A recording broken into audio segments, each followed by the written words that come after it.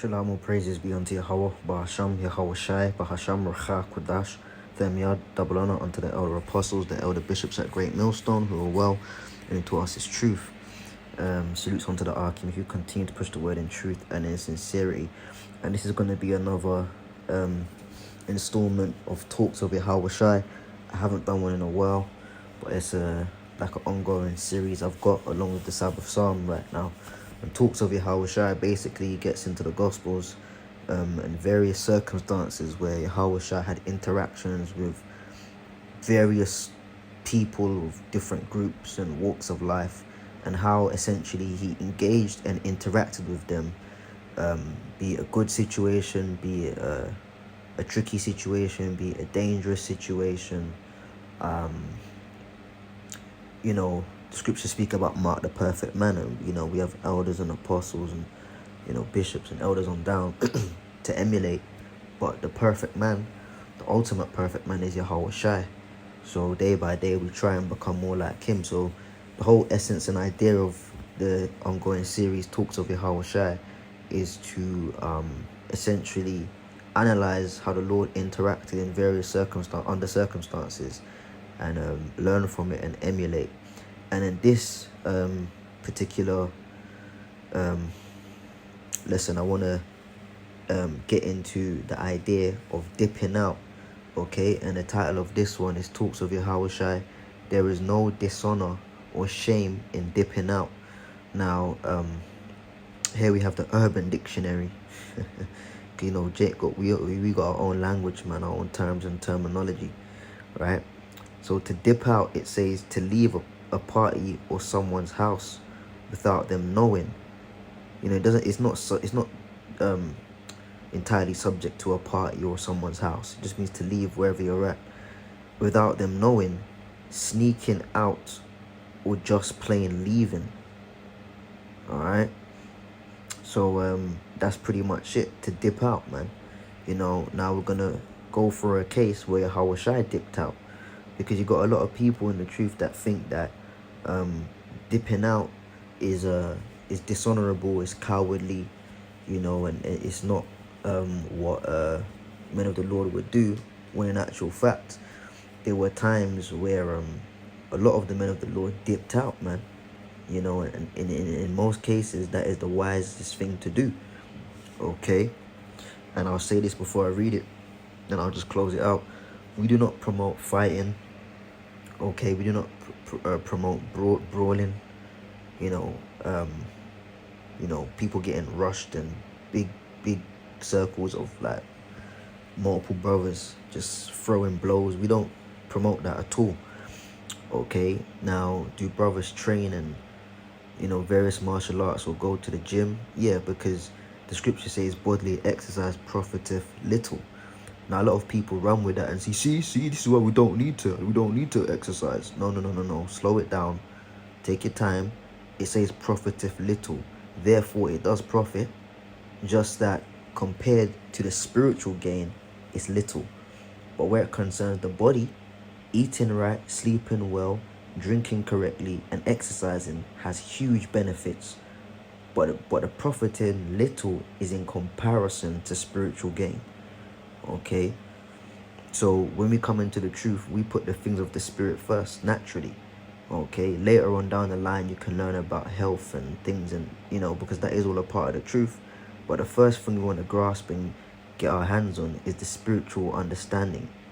Okay, but it does profit. But again, just because brothers train and are martial artists, not all, or brothers work out and things of that nature, we do not promote fighting. We do not promote brawling or anything like that. The only case whereby we'll defend ourselves is if we're forced to. Let's say we're backed up in a corner, or unaware someone just pulls out a weapon or throws a blow. You're entitled to block and defend, man. That's within our right. But it's the last resort. It's never us that initiates it. Okay, also it should be, and we just don't promote that type of activity. Okay, in unfortunate circumstances where it gets like that, the best thing we can do is dip out. Now we're gonna go for an example of where Yahawashi found himself, for the truth's sake, in a position where it was about to get carnal. And what did the Lord do? He dipped out. This is the book of John chapter 8. And I'll start from verse 53. Art thou greater than our father Abraham, which is dead, and the prophets are dead? Whom makest thou thyself? Yahushua answered, if I honour myself, my honour is nothing. It is my Father that honoureth me, of whom ye say that he is your power. Yet ye have not known him, but I know him. And if I should say, I know him not, I shall be a liar like unto you. But I know him, and keep his saying. So Yahushua, the truth riles people up, man. Okay, the truth, that's just, it's not up for discussion, man. The truth riles people up. Okay, or I should say the truth riles haters of truth up. Okay, and yes, this can be in the form of people who claim to be in the truth as well, or to know about the truth, as did the Pharisees, and then the wicked ones of them anyhow, right? But the truth does rile people up. Now you're not wrong, because of people getting riled up as a reaction to you telling the truth. As Yahawashi said, if I say I don't know him, I'd be a liar like you. So you don't lie, or you don't diminish, you don't water down the truth to stroke people's feelings and care and concern. No, you told them the truth. If they get riled up, they get riled up. Okay? Your father Abraham rejoiced to see my day, and he saw it and was glad. Then said the Jews unto him, thou art not yet 50 years old, and hast thou seen Abraham? Yahweh said unto them, verily, verily, I say unto you, before Abraham was, I am. Right? So he was cutting them. Right? Now, as a result of his verbal interaction, upholding the truth, this is what they did. Verse 59, John 8 and 59. Then took they up stones to cast at him. But Yahushua hid himself and went out of the temple, going through the midst of them, and so passed by. Yeah, he never used spiritual power, let them throw the stones, then make the stones freeze in the air. Or he never dodged and ducked and dived from the stones, then ran up to them from behind and floored them and punched them and turned around and gave one an uppercut. He never did that, man. Or he never ran away to call the disciples and say, no, them man rolled out on me. We gotta retaliate. And then later on in the day, he went back with the 12 and started throwing stones at them again. No. What did Yahawashi do? He hid himself and went out of the temple, going through the midst of them, and so passed by. So he merged into the crowd, okay, and he maneuvered quickly and ran away. Yahawashi dipped out, man, okay. And oftentimes, more so in the past, but it happens from time to time.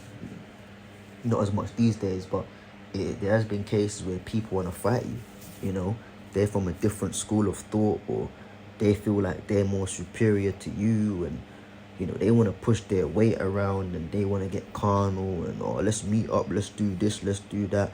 There ain't no need for that, man. Testify of the truth and dip out. Okay? Testify of the truth and dip out. So that was very quick, man. Talks of Yahawashi. There is no dishonour or shame in dipping out. Shalom.